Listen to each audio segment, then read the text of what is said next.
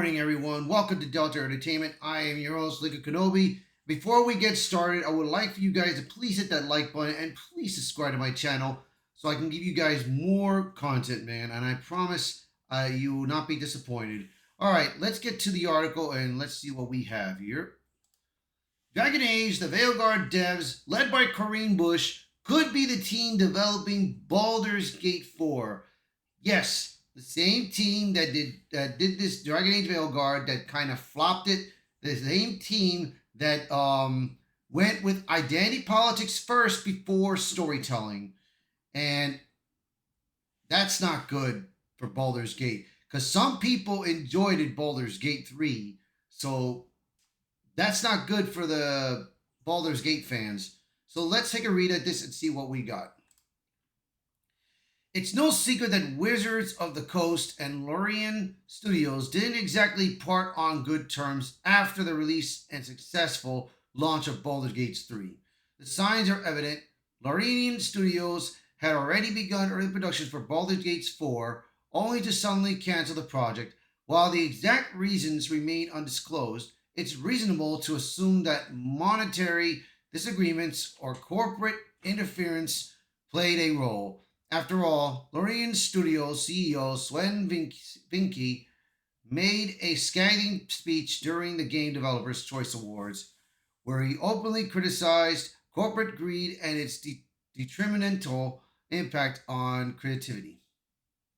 He stated, "Greed has been fucking this whole thing up for so long since I started. I've been fighting publishers my entire life, and I keep on seeing the same mistakes over and over and over.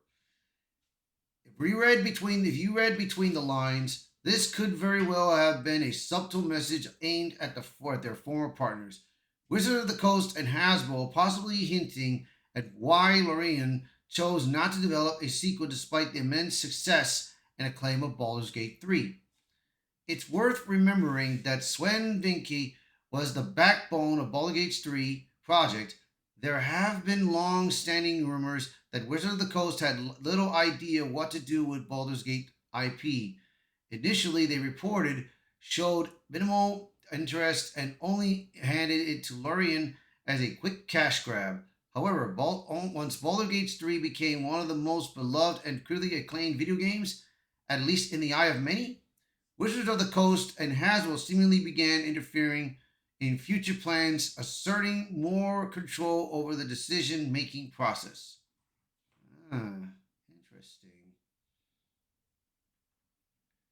Ultimately, removed Larian from a position of near total creative freedom, which had been key to Baldur's Gate 3's success.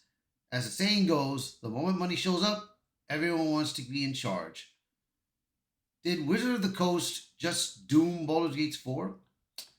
After Larian Studios ended its relationship with Wizard of the Coast and reportedly moved on to develop its own new IP, rumored to be a sci-fi RPG, Wizard of the Coast began looking for new developers for its Baldur's Gate sequel.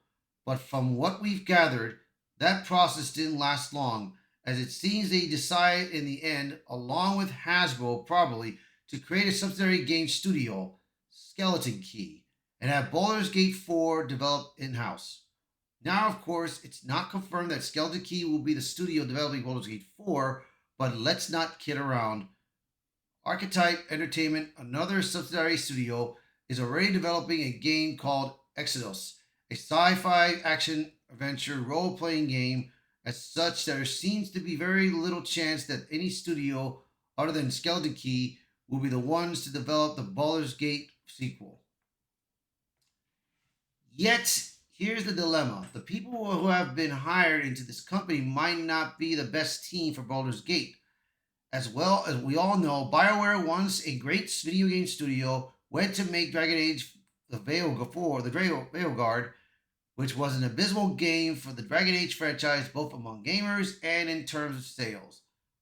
The numbers speak for themselves. It was led by Corinne Bush, the game director at BioWare, a self-described advocate of DEI, also pushed for top surgery scars in video games, something Bush also implemented in The Sims 4 while working for Maxis. Yep. The game was a financial disaster, although, according to rumors, an expected disaster by EA. Nevertheless, these decisions didn't sit well with the fans of the franchise, which was clearly reflected in the sales. Bush was recently hired by Skeleton Key, according to the leaks first reported by Grums and Smash JT. To make matters worse, Bush was hired not just as a developer, but as the game director. Yep, that is not a good sign. So, of course, rumors begin swirling that the director of Veilguard is indeed going to work on Baldur's Gate 4. That means potentially the person widely seen as responsible for Dragon Age's demise is now in position to influence Baldur's Gate 4. Many fear that Bush's involvement could act like an unchecked cancer, spreading damage until another beloved franchise succumbs. The Veilguard team is back, and they might be making Baldur's Gate 4. After a failed launch of the Veilguard, how could Wizard of the Coast and Skeleton Key even consider Kareem Bush? Well, here's the thing. Many of these self-described DEI advocates within gaming consider Baldur's Gate 3 a DEI game. And even though for many gamers it isn't. It's an RPG with almost unprecedented choice within its world, but choices that make sense and are authentically presented as part of the world Larian created in game. There is no real lecturing about the real world politics within its fantasy setting. Baldur's Gate 3 never had any forced messaging that made it feel like propaganda piece, unlike the Veilguard. We mustn't also forget that the Veilguard was well received by critics and mainstream gaming journalists as a great game. IGN gave it an absurd 9 out of 10, the same score as Ghost of Tsushima, yet, as gamers clearly demonstrated, the Veilguard didn't deserve the score. The flood of YouTube reviewers and players giving their own ratings may be the disparity in judgment painfully obvious.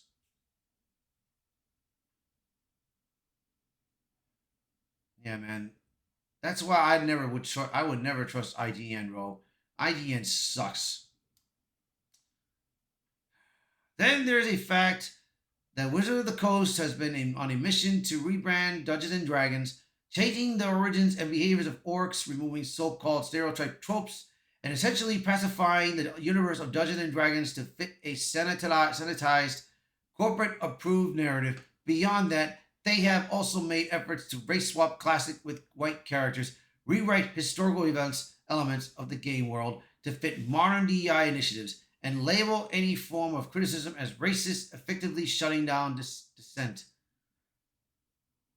I tell you, man. With all this in mind, it's clear what kind of people Wizard of the Coast wants to work with. Those who embrace the ideology and toxic positivity and DEI-driven content. So is it really a surprise that Kareem Bush, the game director of an RPG fantasy game, hailed as the pinnacle of woke gaming and celebrated with glowing reviews from legacy media, is viewed by these particular powers that be as the perfect choice to lead Baldur's Gate 4? After all, from their perspective, Baldur's Gate 3 was a massive success, and the Veilguard was an equally fantastic game. So why not bring in the perfect person to carry on the franchise? In their world, this is an obvious win.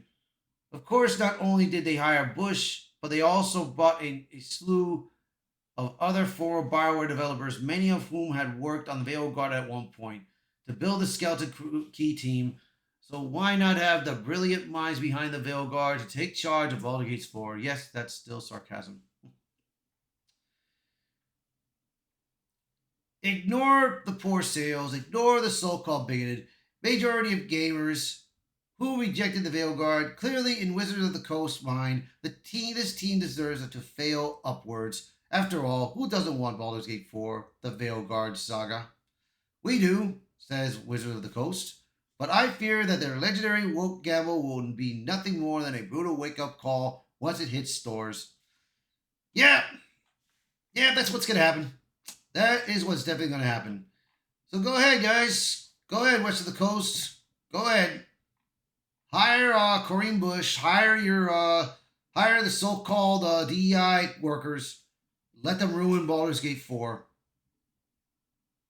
I never played Baldur's Gate, so for those that are fans of the Baldur's Gate series, I feel sorry for you guys. I really do. So make your honest opinion, bro. If you like the game, go for it. If you don't, make an honest review of it, man. I'm telling you, we got to make sure that this DEI nonsense does not get into any games, man. We cannot let that happen. So keep up. We got to keep up this fight. So that's going to be it for this article. So thank you all so much for watching this video. So please share this video and post a comment below. Let me know your thoughts of this. And again, thank you for watching this video. Thank you for being part of the channel. And I will see you until next time. Bye, everyone.